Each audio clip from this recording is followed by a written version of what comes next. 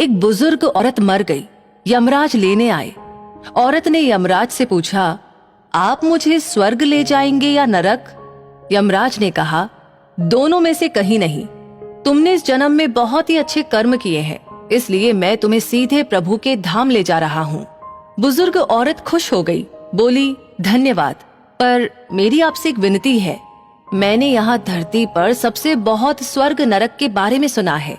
मैं एक बार इन दोनों जगहों को देखना चाहती हूँ।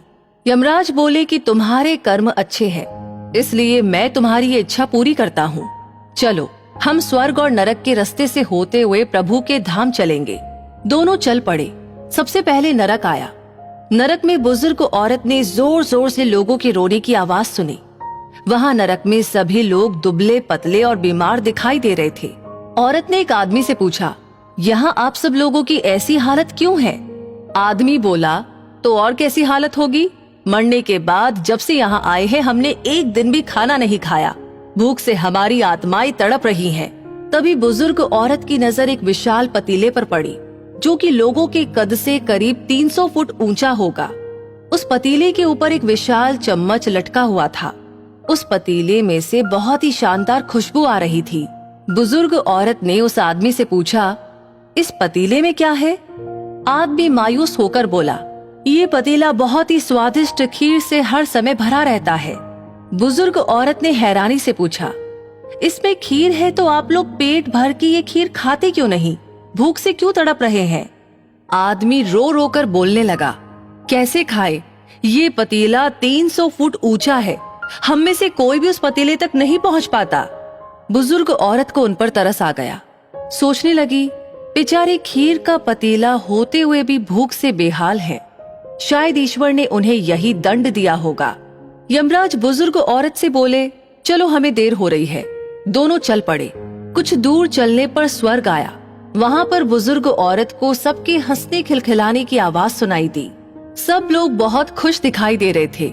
उनको खुश देखकर बुजुर्ग औरत भी बहुत खुश हो गई। पर वहाँ स्वर्ग में भी बुजुर्ग औरत की नजर वैसे ही 300 फुट ऊंचे पतीले पर पड़ी, जैसा नरक में था। उसके ऊपर भी वैसा ही चम्मच लटका हुआ था। बुजुर्ग औरत ने वहाँ लोगों से पूछा, इस पतीले में क्या है? स्वर्ग के लोग बोले कि इसमें बहुत ही स्वादिष्ट खीर है। बुजुर्ग औरत हैरान हो गई। उनसे बोली, पर ये पतीला तो 300 फुट ऊंचा है। आप लोग तो इस तक पहुंच ही नहीं पाते होंगे। उस हिसाब से तो आप लोगों को खाना ही नहीं मिलता होगा। आप लोग भूख से बेहाल होंगे। पर मुझे तो आप सभी इतने खुश लग रहे हो, ऐसा कैसे? लोगों ने कहा कि हम तो सभी लोग इस पतीले में से पेट भर के खीर खाते हैं। औरत बोली, पर कैसे? पतीला तो बहुत ऊंचा है। लोगों ने कहा, तो क्या हो गया? पतीला ऊंचा है तो यहाँ पर कितने सारे पेड़ हैं।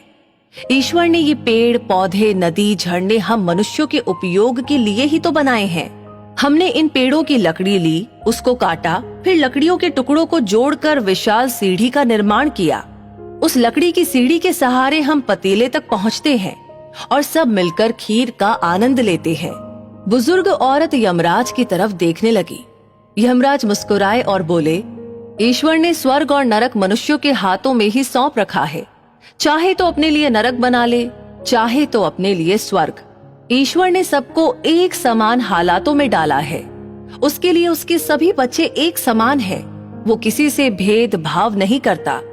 वहाँ नरक में भी पेड़ पौधे सब थे, पर वो लोग खुद ही आलसी हैं। उन्हें खीर हाथ में चाहिए। वो कोई कर्म नहीं करना चाहते, कोई मेहनत नहीं करना चाहते, इसलिए भूख से बेहाल हैं। क्योंकि यही तो ईश्वर की बनाई इस दुनिया का नियम है। जो कर्म करेगा, मेहनत करेगा, उसी को मीठा फल खाने को मिलेगा। तो दोस्तों, यही आज का सुविचार है। स्वर्ग और नरक आपके हाथ में है। मेहनत करे, अच्छे कर्म करे और अपने जीवन को स्वर्ग बनाए। अगर ये वीडियो अच्छी लगी हो तो इसे शेयर जरूर करें और वीडियो से आपको क्या सीख मिली कमेंट बॉक्स में लिख करके अपनी राय जरूर दें। और ऐसी ही वीडियोस देखते रहने के लिए हमारे पेज को फॉलो करना न भूलें। धन्यवाद।